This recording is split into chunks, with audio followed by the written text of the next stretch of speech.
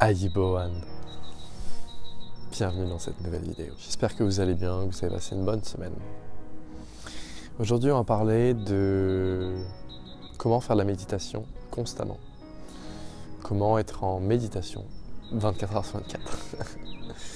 Parce que finalement, la spiritualité à moitié, ça n'existe pas vraiment. Faire 20 minutes de méditation, puis après reprendre le fil de sa vie avec toutes ses activités matérielles, ça n'existe pas vraiment. La spiritualité, c'est quelque chose de constant, quelque chose que vous devez faire 24 heures sur 24. Être spirituel, ça veut dire en fait être conscient constamment. C'est pas juste je fais ma petite méditation de 15 minutes et le reste de la journée, je me gaffe de popcorn et peu importe. C'est pas ça. C'est je fais ma méditation pour me rappeler si c'est nécessaire, parce qu'au bout d'un moment ça ne l'est même pas, pour me rappeler qu'il faut que je sois conscient. Un truc qui me pique, j'ai l'impression. Non, c'est bon. Et ensuite je reste dans cet état toute la journée. Et c'est là où c'est difficile. C'est là où c'est difficile. Parce que c'est simple d'être conscient quand on fait de la méditation, c'est le but de la méditation. C'est plus difficile d'être conscient quand on mange, c'est plus difficile d'être conscient quand on boit, c'est plus difficile d'être conscient quand on se lave les mains, c'est plus difficile d'être conscient quand on fait des activités banales de tous les jours. Plus difficile d'être conscient quand on parle. Plus difficile d'être conscient tout le temps que pendant 15 minutes, c'est sûr. Et le but de la méditation, du yoga, des pratiques spirituelles n'est pas d'être un peu détendu pendant 20 minutes, puis pendant quelques heures, puis de revenir à son état habituel. Non, c'est pas le but. Le but, c'est que vous soyez dans cet état-là constamment.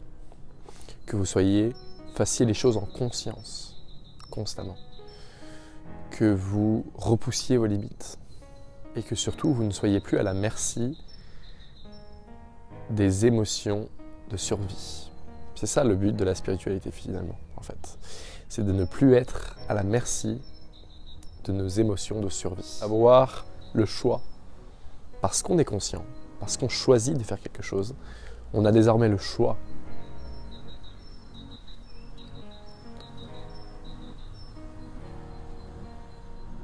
de garder une pensée quand elle arrive, ou de la discréditer et de dire « ça j'en veux pas ». Quand une pensée arrive, vous avez le choix. Soit vous l'absorbez, si vous l'absorbez, ça devient une émotion, et à cette émotion suit une réaction. Si vous faites le choix de ne pas réagir à cette pensée, il n'y a plus beaucoup de besoin de réagir à quoi que ce soit, finalement. Donc c'est ça la méditation, être en conscience, être conscient de ce qu'on fait. Quand on se lave les mains, sentir l'eau chaude sur nos mains, ressentir toutes les sensations du corps, être dans le corps, c'est ça, être en méditation. C'est pas seulement être en lotus pendant 15 minutes et être détendu une heure après. C'est pas grand chose ça. Oh si, ça va vous détendre un petit peu, vous serez un peu moins stressé pendant quelques heures, mais ça ne changera pas fondamentalement la manière dont vous percevez les choses. Pour percevoir les choses d'un plus grand angle, il faut être dans cet état constamment. Dans cet état de gratitude constamment. Et être en conscience. Conscience de ce que l'on fait, être conscient de ce que l'on dit, être conscient la manière dont nous agissons, être conscient de ce que l'on mange, être conscient de ce que l'on boit, être conscient, je pourrais continuer des heures comme ça. On peut même être conscient pendant les rêves, vous voyez. On peut vraiment être conscient tout le temps.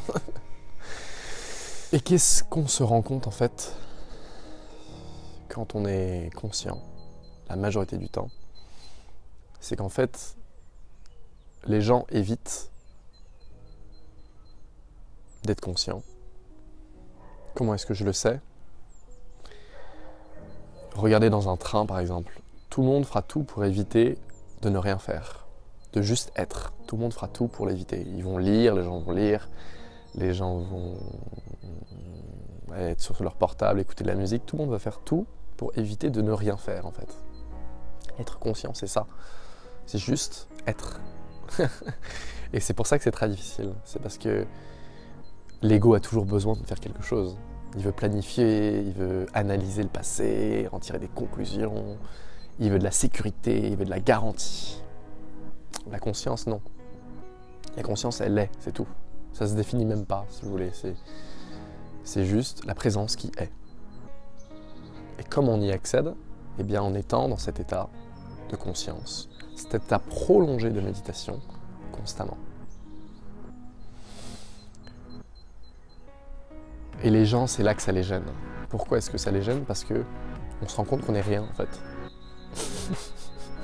Quand on est, tout simplement, sans tout ce trauma psychologique, sans toutes ces idées reçues, ces croyances, ces émotions, ces pensées, quand on est juste, eh bien on se rend compte qu'on est juste de l'énergie. On est juste un être qui est dans un corps. C'est tout. Et c'est là où les gens ont des aperçus, des petits aperçus de ce qu'est la conscience pendant la journée. Et c'est dérangeant, c'est pas agréable parce qu'on a l'impression, on se sent menacé, l'ego se sent menacé parce qu'il a l'impression qu'on n'est rien. Bah oui, on n'est rien. Tout simplement. C'est pour ça. C'est pour ça qu'on ne supporte pas de ne rien faire. C'est pour ça que dès qu'on n'a rien à faire, on essaie toujours de s'occuper avec quelque chose. Parce qu'on ne supporte pas être. Juste être.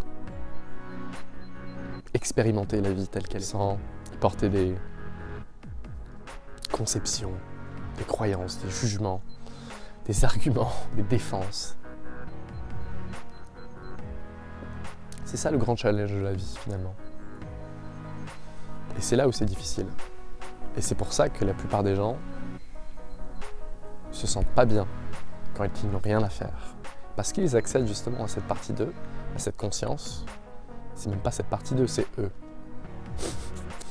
Qui est, tout simplement. Qui a rien d'autre à faire, à part être. Et leur ego leur dit ah bah non, tu fais rien là, qu'est-ce qui se passe?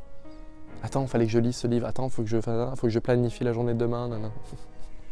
Et hop, on se remet sur nos portables, parce qu'on veut échapper le moment présent. Parce que le moment présent est vide. À la fois plein, mais il est vide. Il est vide.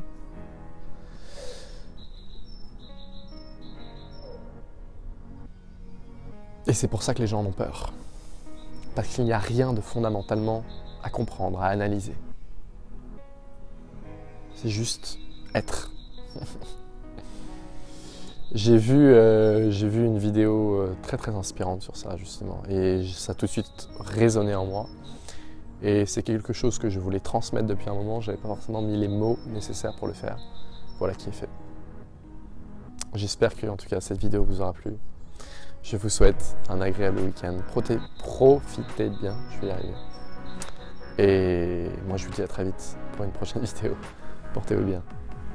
Peace.